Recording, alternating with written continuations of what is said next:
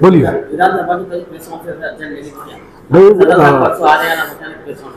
हम लोग 2014 से मजलिस इत्तेहादुल मुस्लिमीन के साथ जुड़े हुए हैं। 2014 से लेकर आज तक जो भी जिम्मेदारी बैरिस्टर असदुद्दीन ओवैसी साहब ने दी, जो भी जिम्मेदारी खासदार इम्तियाज जलील साहब ने जब जो जिम्मेदारी दी, अल्हम्दुलिल्लाह पूरी ईमानदारी से उस जिम्मेदारी को निभाने की हम लोगों ने कोशिश की है। आज ये प्रेस कॉन्फ्रेंस लेने का मकसद ये है कि 2024 के जो हमारे MP इलेक्शंस हुए थे उसके अंदर जो जमात का रिजल्ट रहा है, एज अ डिस्ट्रिक्ट प्रेसिडेंट मेरी भी जिम्मेदारी बनती है कि उस रिजल्ट का कुछ हिस्सा मेरे ऊपर भी आता है, कुछ जिम्मेदारी मुझ पर भी आती है। तो मैं उस रिजल्ट को मद्देनजर रखते हुए ये समझता हूँ कि उसके अंदर मेरी भी गलती है, कहीं कोताही मुझसे हुई होगी जिसकी वजह से ऐसा रिजल्ट आया है। तो उस रिजल्ट की जिम्मेदारी मैं अपने ऊपर लेते हुए ये बताता हूँ कि मैं डिस्ट्रिक्ट प्रेसिडेंट की पोस्ट से जो तो रिजाइन दे रहा हूँ, राजीनामा दे रहा हूँ। इंशाल्लाह आने वाले वक्त के अंदर जो भी जमात जिम्मेदारी देगी उसको पूरी ईमानदारी से के साथ निभाने की कोशिश करेंगे। हम लोग जमात के सिपाही थे, हैं और इंशाल्लाह हमेशा रहेंगे। दूसरी बात यह है कि मैं विधानसभा के लिए इच्छुक उम्मीदवार हूँ। 2019 के अंदर भी मैंने जमात से जो तो MLA के लिए टिकट मांगा था, वो वक्त हमारा जो तो लक साथ नहीं दिया, जो वजह रही। पिछले 5 साल के अंदर लगातार हम लोगों ने जमात के लिए खिदमत की है। शहर के अंदर और जिले के अंदर हम लोग पहुंचे हैं। खासतौर पर औरंगाबाद डिस्ट्रिक्ट के अंदर हर सर्कल के अंदर, हर गांव के अंदर मजलिस इत्तेहादुल मुस्लिमीन की शाखा हम लोगों ने बनाई। जहां जहां हम पहुंच सके हम पहुंचने की कोशिश किए, मगर जो भी रिजल्ट आया अल्लाह की जो मर्जी थी हमने उसको एक्सेप्ट किया है। अब आने वाले विधानसभा के लिए जैसे मैंने कहा कि मैं खुद इच्छुक उम्मीदवार हूँ, तो मैं ये चाहता हूँ कि मैं डिस्ट्रिक्ट प्रेसिडेंट की पोस्ट को और ना निभाते हुए सिर्फ अपने मतदार संघ के ऊपर फोकस करूँ तो ज़्यादा बेहतर रहेगा मेरे लिए। तो आने वाले वक्त के अंदर हम लोग अपने मतदार संघ के अंदर ज़्यादा मेहनत करेंगे, ज़्यादा काम करेंगे और कोशिश करेंगे कि औरंगाबाद शहर के तीनों जो विधानसभा के हमारे हल्के हैं हम उसके अंदर मजलिस इत्तेहादुल मुस्लिमीन के उम्मीदवार को जिताएं, जो कि मैं भी हो सकता हूँ। कितने लोगों ने आपके साथ राजीनामा? नहीं, अभी तो मैं एज डिस्ट्रिक्ट प्रेसिडेंट खुद राजीनामा दे रहा हूँ, और मैं राजीनामा दे रहा हूँ तो मतलब मेरे साथ साथ मेरी पूरी टीम जो जिले की है वो भी राजीनामा दे रही है। पूरी डिस्ट्रिक्ट की हमारी जो टीम है वो हमारे साथ राजीनामा दे रही है। महाराष्ट्र प्रेसिडेंट ने अपनी वफादारी से उन्होंने खिलाफ में काम किए, तो उनका फर्ज नहीं बनता कि राजीनामा दो? नहीं, वो मेरा लुकआउट नहीं, वो बड़े पदाधिकारी है, मैं छोटा पदाधिकारी हूँ। वो मुझ पर एक्शन ले सकते हैं, मैं उनके ऊपर कोई जो है तो इल्जाम नहीं लगा सकता। जो भी है पार्टी का मामला है, पार्टी एक्शन बात कर रहे हैं। जो है तो पार्टी के अंदर कई नौजवान जो है आपके साथ में अभी भी है और कुछ आने वाले होंगे, वो लोग आपको देखकर जुड़े थे। जैसे ही आप रिजाइन करते हैं तो शायद ही इसका असर आपके जितने जो पदाधिकारी के साथ में नौजवानों के ऊपर भी पड़ेगा। मैं पोस्ट से रिजाइन दे रहा हूँ, पार्टी से रिजाइन नहीं दे रहा हूँ। जमात हमारे खून के अंदर दौड़ती है। मजलिस इत्तेहादुल मुस्लिमीन के लिए काम करते थे, करते हैं, करते रहेंगे। बैरिस्टर असदुद्दीन ओवैसी साहब को देखकर हम जमात के अंदर जुड़े थे, और जब तक बैरिस्टर असदुद्दीन ओवैसी साहब है हम लोग जमात के अंदर मौजूद है। हमारी नाराजगी किसी से नहीं है। मैं खुद पर इल्जाम दे रहा हूँ कि भाई मुझसे कुछ कमी रह गई होगी डिस्ट्रिक्ट के अंदर, जिसकी वजह से ऐसा रिजल्ट आया। और उस रिजल्ट को देखने के बाद में मुझे लगता है कि मुझे राजीनामा देना चाहिए, जो कि मैंने पहले भी देने की कोशिश की थी। मगर अब जबकि विधानसभा सर के ऊपर है तो हम चाहते हैं कि डिस्ट्रिक्ट की जिम्मेदारी हम ना निभाते हुए औरंगाबाद शहर की जिम्मेदारी को ज्यादा बखूबी निभा। रिजल्ट के 4 दिन के बाद ही मैंने इम्तियाज जलील साहब से कहा था कि मैं राजीनामा देना चाहता हूँ। इम्तियाज भाई ने तब कोई जवाब मुझे नहीं दिए थे। मैं तब से लेकर अभी तक इंतजार कर रहा था कि इम्तियाज भाई की तरफ से कोई ट्वीट आएगा कि भाई डिस्ट्रिक्ट प्रेसिडेंट हम चेंज कर रहे हैं, मगर क्योंकि उनकी तरफ से कुछ जवाब नहीं आया, इसलिए मैं अपनी रिस्पॉन्सिबिलिटी समझते हुए डिस्ट्रिक्ट प्रेसिडेंट की पोस्ट से राजीनामा दे रहा हूँ। कोई जवाब नहीं आया साहब की तरफ से, कुछ नहीं। सही बात, अगर साहब की हाँ होती तो मुझे प्रेस कॉन्फ्रेंस करने की नौबत नहीं आती, मैं उनके पास ले जाकर राजीनामा दे चुका होता। क्योंकि उनकी तरफ से कोई जवाब नहीं आया, इसीलिए मैं प्रेस कॉन्फ्रेंस करके बाद होता जो तो आपको बता रहा हूँ कि मैं एज अ डिस्ट्रिक्ट प्रेसिडेंट अपनी आगे की कार्यकाल को नहीं निभाऊंगा, मैं उसके लिए तैयार नहीं हूँ, मैं राजीनामा दे रहा हूँ।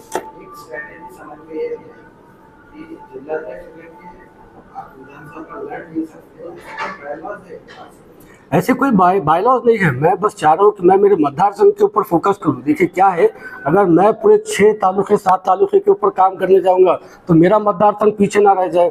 जिस तरीके से देखिए इम्तियाज जलील साहब पूरे महाराष्ट्र के सदर, उन्होंने पूरा महाराष्ट्र के दौरा करते रहे। जिले के अंदर ज़्यादा टाइम नहीं दे सके, उनके ऊपर जिम्मेदारियाँ पूरे महाराष्ट्र की थी।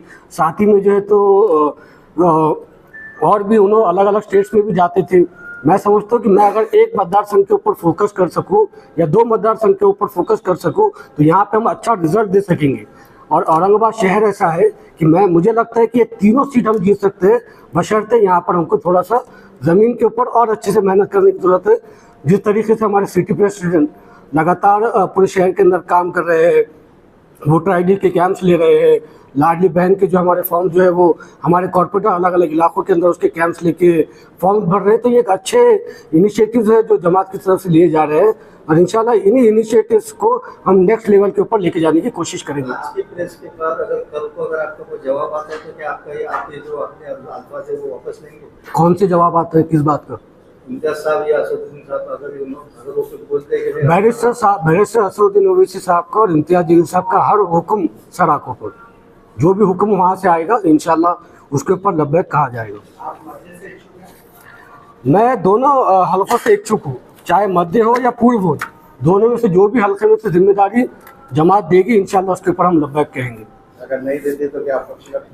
देखिए ना बॉस, अभी इतनी जल्दी आप क्यों जो है तो तैयारी कर ले रहे कि नहीं मिलेगा। आप ऐसा बोले कि हाँ समीर भी आपको मिलेगा, आपने बहुत मेहनत की है, हाँ? आप अभी से नेगेटिव क्यों हो रहे? मैं पॉजिटिव हूँ कि मुझे जो इंशाल्लाह पिछली बार नहीं मिला, इंशाल्लाह ये बार मिल जाएगा। आप दुआ करिए, आपकी दुआ से मिल जाएगा इंशाल्लाह।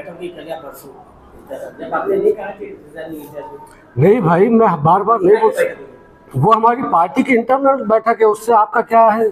हम इंटरनली कुछ प्लानिंग्स करेंगे, हमारे कैंप्स लेने के ताल्लुक से प्लानिंग्स हो सकती, वोटर आईडी किस तरीके से हम बढ़ाएं उसके ऊपर हमारी प्लानिंग हो सकती। हर प्लानिंग इसी इलेक्शन को लेकर थोड़ी ना रहेगी, प्लानिंग कुछ जो है तो जमात की इंटरनल भी रहती, हर बात आपको खुल के नहीं बता सकते। ठीक है, हम खुल के जानना भी नहीं चाहते। एक तरफ डॉक्टर साहब इच्छुक है और दूसरी तरफ इम्तियाज में मध्य के लिए इच्छुक। बिल्कुल है।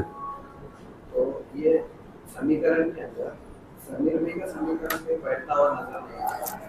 हमारा समीकरण इंशाल्लाह अल्लाह बैठेंगे, हमारी उम्मीद, हमारी ज़ात, हमारी तवक्को तमाम जो है तो अल्लाह की तरफ से आने वाले वक्त के अंदर हो सकता है बड़ा उलटफेर हो जाए। आप जो समीकरण की बात कर रहे हैं, सियासत जो है तो समीकरण के ऊपर नहीं चलती, सियासत लग के ऊपर चलती। हो सकता, बिल्कुल हो सकता।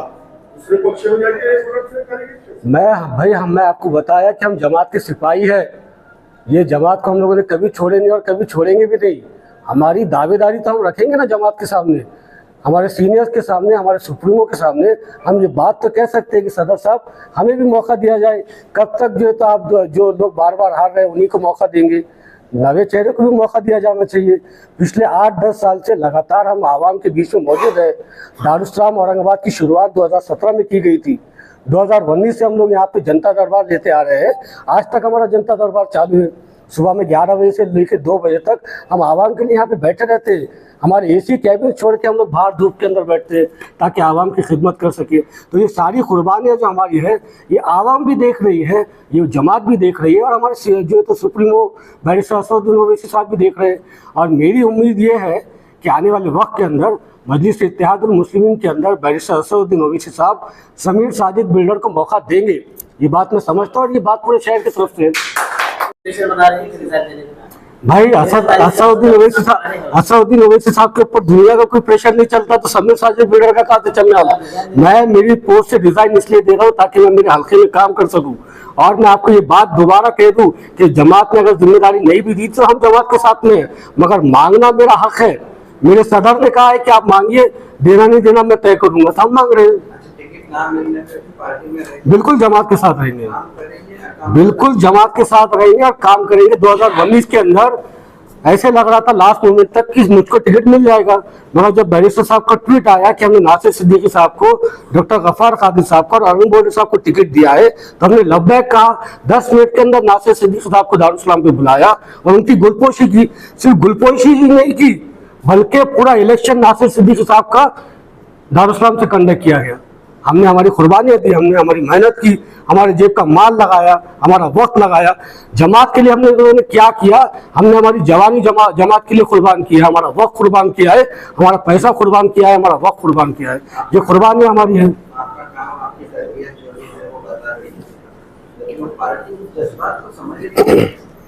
देखिए मजलिस से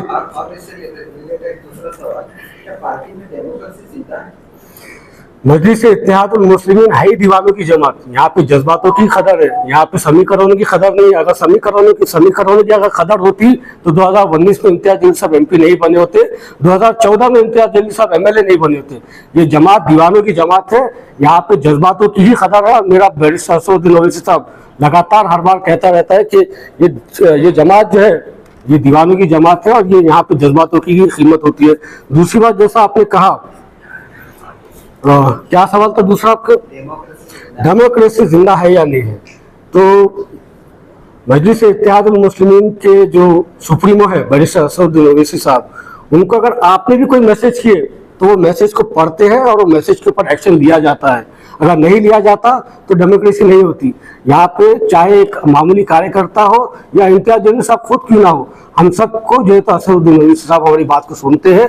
और अगर लगता है साहब को कि भाई इम्तियाज साहब यहाँ पे गलत है तो उनको बताया जाता है कि नहीं, आपको इस चीज के अंदर सुधार करना चाहिए। और रही बात डेमोक्रेसी की, तो ऐसा कुछ है ही नहीं। अगर डेमोक्रेसी नहीं होती तो मैं आज राजीनामा नहीं देता, डेमोक्रेसी नहीं होती तो मैं आज ये नहीं कहता कि मैं भी उम्मीदवार हूँ। बैरिस्टर असदुद्दीन ओवैसी साहब समीर साजिद के ऊपर भी जो है तो इनायत करम करिए, मुझको भी टिकट दीजिए। अगर मैं ये बात कह रहा हूँ तो इसका मतलब ये है कि डेमोक्रेसी है। डेमोक्रेसी नहीं होती तो एक तरफ से डॉक्टर साहब है, एक तरफ से इम्तियाज साहब है, मैं कैसे टिकट मांग सकता? डेमोक्रेसी है इसीलिए मैं टिकट मांग रहा हूँ। मशवरा करके टिकट दिया जाता है। मशवरे में खैर है, बिल्कुल बात सही है। हमारे मुंशी भाई बार बार कहते हैं मेरे को हमेशा ही मशवरे में खैर है। तो मशवरा देखिए, मेरा मशवरा जो है तो औरंगाबाद के आवाम के साथ हुआ है, मेरा मशवरा जमात के सिपाहियों के साथ हुआ है। और जमात के सिपाहियों का और मेरे औरंगाबाद के आवाम का ये कहना है कि ये बार समीर भी आप भी कोशिश करिए, इसीलिए हम कोशिश कर रहे हैं। देना नहीं देना बैरिस्टर असदुद्दीन ओवैसी साहब के हाथ में है और जो भी उनका फैसला रहेगा इंशाल्लाह लब्बैक कहा जाएगा। भाई शहर मेरा है, मैं औरंगाबाद शहर का रहवासी हूँ, मैं यहाँ पे पैदा हुआ, यहाँ पे बड़ा हुआ, यहीं से लड़ना चाहूंगा। मेरी मांग जो है तो औरंगाबाद दिया जाता है तो लब्बैक, किसी और को दिया जाता है तो भी लब्बैक। आपसे बड़ा तो टिकट आ गया पैसे वाला। हमारे पास पैसों की खबर नहीं है भाई, दीवानों की खबर है। बिल्कुल नहीं है, बिल्कुल नहीं है, बिल्कुल नहीं है, अगर कोई आ जाता समझो, बिल्कुल नहीं है, फिल्टर आ जाता है, दूसरा कोई आ बिल्कुल जाता नहीं है, बिल्कुल बिल्कुल नहीं है। 2019 के अंदर पूरे अरबोपति खड़े थे लाइन लगा के टिकट मांगने के लिए। हमारी जमात ने ना सिर्फ सिद्दीकी साहब को टिकट दिया, ना कोई करोड़पति को टिकट दिया। जमात के अंदर जो जमात के सिपाही है उनको टिकट दिया जाना चाहिए और उनको ही टिकट मिलेगा, चाहे वो मैं हो रहा हूँ, नासिर सिद्दीकी साहब रहे या डॉक्टर गफार खादिर साहब रहे, फर्क नहीं पड़ता।